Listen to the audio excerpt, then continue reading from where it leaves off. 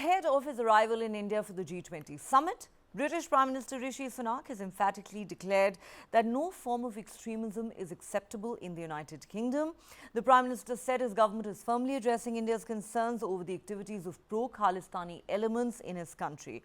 In an interview to news agency The Press Trust of India, Sunak expressed his commitment to countering violent and divisive ideologies irrespective of their nature. He said, and I quote, "We are working closely with our partners in the Indian government to tackle the threat from pro-Khalistan extremism, and the British police are fully empowered to deal with violent acts."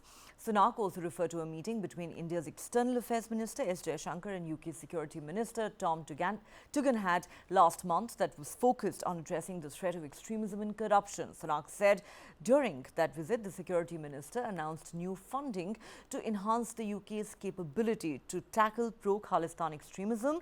The 1 crore rupee investment will strengthen our understanding of the threat posed by pro-Khalistan extremism and complement the joint work already underway between the United Kingdom and India, he said. While Sunak reiterated the importance of upholding the right to lawful protest in the United Kingdom, he also emphasized that this right does not extend to violent or threatening behavior. Meanwhile, the British Prime Minister praised India's global leadership and commended Prime Minister Narendra Modi's role during India's presidency of the G20. Sunak said this country's scale, diversity and extraordinary successes mean India is the right country at the right time to hold the G20 presidency. Sunak also emphasized the significance of the UK-India relationship, asserting that it will shape not only the present but also the future of both nations. Sunak further added, "We will work closely with India through their G20 presidency to address the biggest challenges the world is facing, from stabilizing the global economy to dealing with climate change." Okay, let's go back to Shri, who is still with us from Washington, D.C. Shri, just yesterday we discussed on Global Lens how there are still many hurdles in the path of the free trade agreement between India and the United Kingdom. And Rishi Sunak is on record as having said that unless the deal benefits all of United Kingdom, it will not be acceptable to us. But then he goes on to tell this Indian news agency that we certainly want to take our relationship with India forward, including on the economic front. What do you make of his comments on the need for UK authorities to crack down on Khalistani elements and the fact that, they're now allocating funds for this, because the UK, as we know, is one of those countries that has faced a lot of criticism, perhaps not on the same scale as Canada, but it has been accused of giving these elements a free run, anti-India forces, a free run in the name of free speech. So perhaps one should welcome the fact that the Prime Minister is finally drawing this important distinction between allowing a peaceful protest and,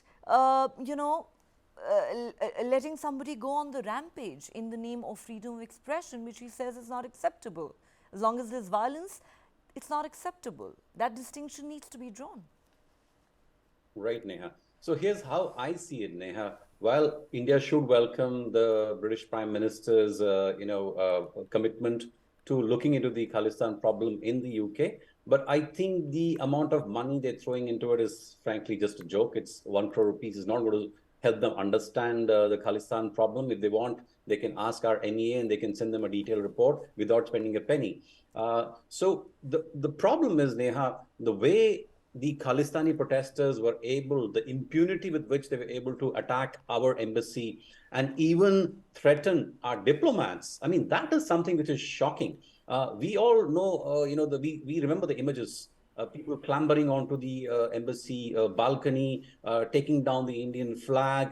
It's as if there was no one who was there to, stop them. And that is an assault on a sovereign country.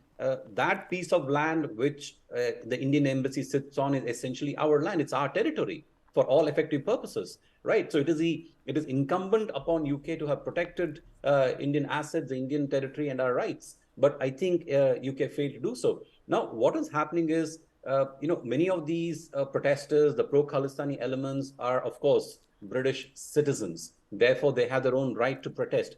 But what is happening is, because of this, they are getting emboldened, and this movement is spreading to and getting funded from UK to other parts of the world.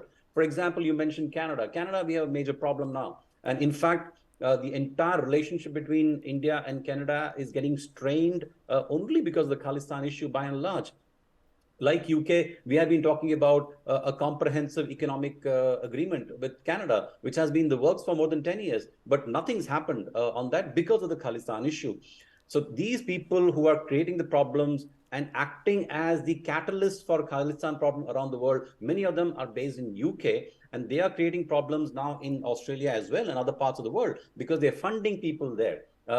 So this is something which Prime Minister Sunak needs to take up on priority because this matters to India. So if he truly believes that this is something which is in the way of good bilateral relationship between India and UK, then this should be dealt with on priority. And frankly, they need to spend a lot more energy and money on this problem than the 1 crore which they are committing, Neha. I think that's, frankly, it's quite embarrassing.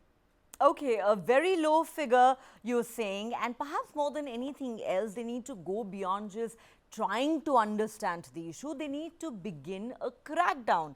They need to walk the talk. I mean, it is important, as you mentioned, for the bilateral relationship.